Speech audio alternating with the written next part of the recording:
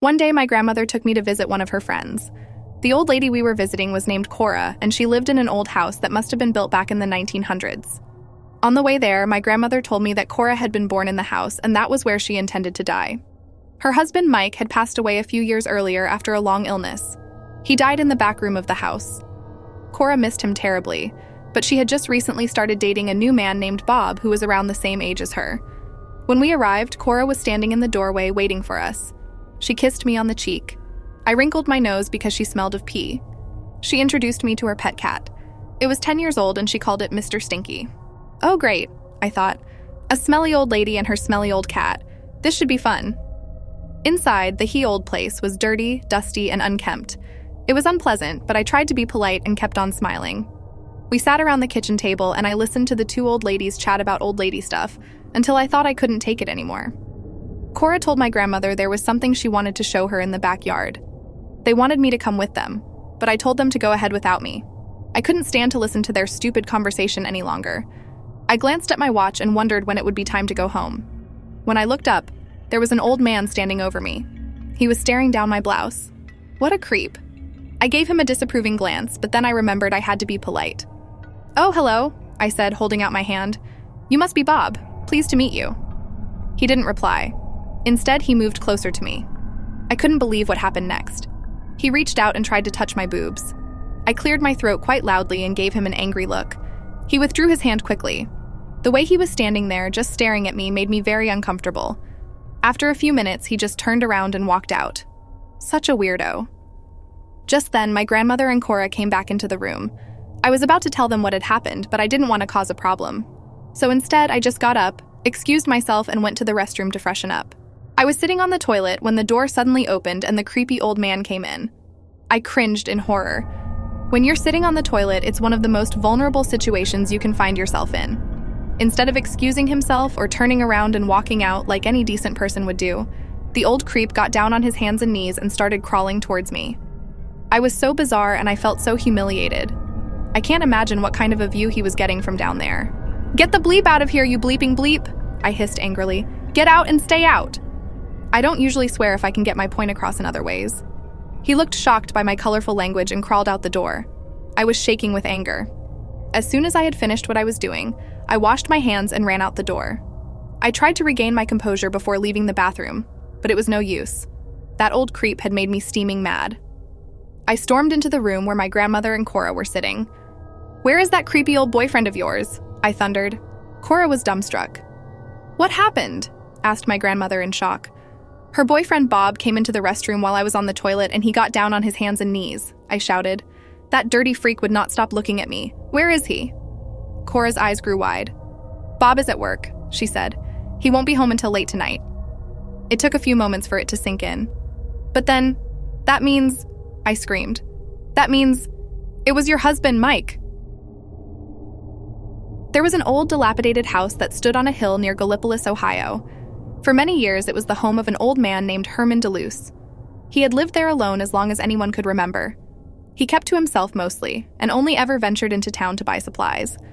Although the old man never worked and the house was falling apart, he always seemed to have a lot of money.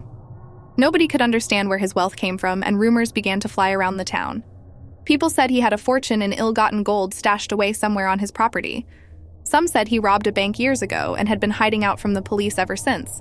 And others said he came across a treasure map and murdered his accomplices to keep them quiet. One night, the old man died in his sleep. It was days before his body was discovered, and it had already begun to rot. He was buried in the cemetery, but not one person in town bothered to attend the funeral. He didn't have any family, so the house was locked up until such time as his distant relatives could be contacted. Everything inside the house was left just as it was when he died. A few nights later, a teenage boy was on his way home when it began to rain heavily. He happened to pass by the old dilapidated house, so he climbed up the hill and took shelter under the roof of the porch and waited for the storm to pass. Just then, the boy saw a light moving about the house. Peering through the window, he watched in amazement as the old man came in, carrying a candle. When he saw the ghostly figure coming towards the window, the teenager was scared out of his wits. With a yell, he jumped off the porch and raced down the hillside. He didn't stop running until he reached home. When he burst through the front door, his mother and father asked him what was wrong. I just saw Old Man DeLuce, the boy panted. Old Man DeLuce is dead and buried, said his father. "Didn't you hear?" "I know," said the boy, "but I was just up at his house. I saw him with my own 2 eyes. I saw his ghost." "What was he doing?" asked his mother. "Just walking around the house," said the boy, trying to calm himself down. "Did it look like he was searching for something?" his father asked. "Maybe," the teenager replied. His father thought for a long while, then said, "I've read about this kind of thing before. Someone dies, leaving a hidden treasure. Then their ghost returns. It can't rest. That's the reason they come back. They can't rest until they lead someone to the treasure. I've read about many cases where that happened.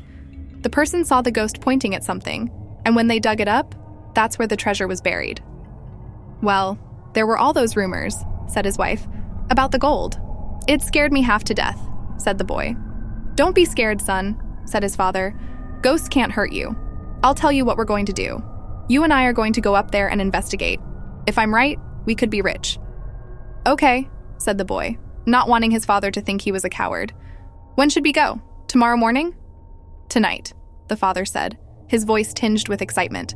"There's no time like the present. We've got to get there before anyone else starts poking around. Maybe old man Deleuze can lead us to where he hid his gold." Together, the father and son drove out to the old Deleuze place and parked by the side of the road. It was almost midnight. They made their way up the hillside, and as they neared the house, they saw a light moving inside the house. It appeared at one window and then another. They watched until the light disappeared. The father took out his hammer and bashed the lock a few times until it broke off. When he opened the door, the house was in darkness and everything was silent. All they could hear was the beating of their own hearts. He tried the light switch, but it didn't work. "The electricity must have been cut off," he whispered.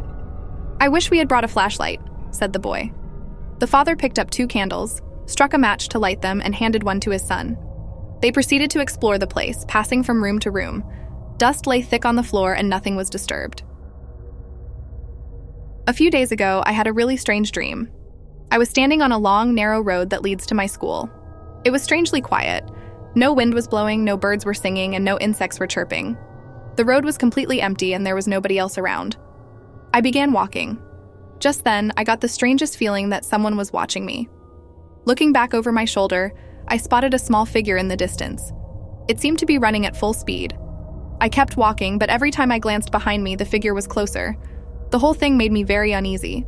It just kept gaining on me, drawing closer and closer. At one point, stopped in my tracks and looked back. The figure had stopped too. It was just standing there in the middle of the road, staring at me. When I started walking again, the figure began running after me. Eventually, the figure got close enough for me to make out his face. It was a clown, one of those sad clowns you see in paintings. He was dressed in a shabby hat and threadbare coat like a hobo. The way he was staring at me really frightened me, and for a moment I thought, if he catches me, he will kill me. I wanted to run, but for some reason I couldn't. My legs felt heavy and I could barely lift my feet. It was all I could do to just keep up the same pace. The clown kept getting closer and closer. The next time I glanced back, I could see the clown's eyes. He was crying. I saw my school in the distance and a feeling of relief washed over me. Something told me that if I could just get there before he caught me, I would be safe.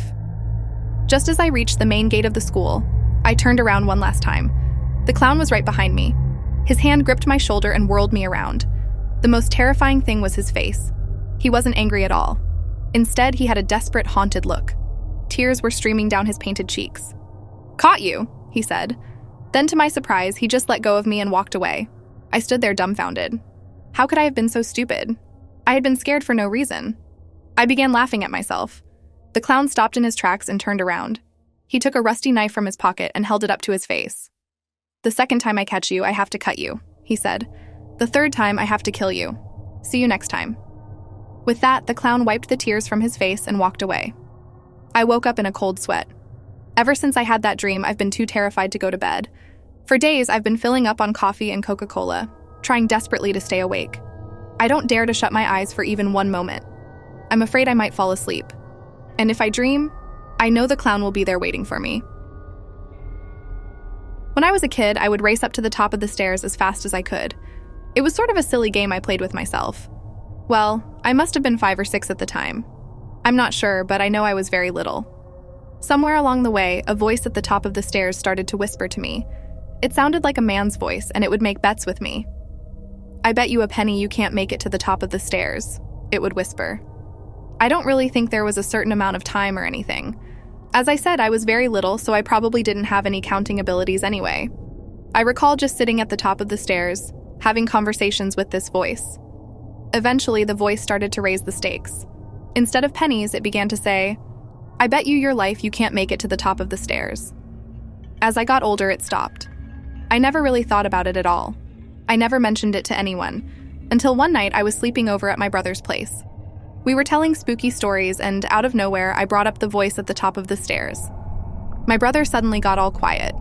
Before I could tell him anything more about it, he said, "Did it make bets with you?" We both looked at each other, horrified.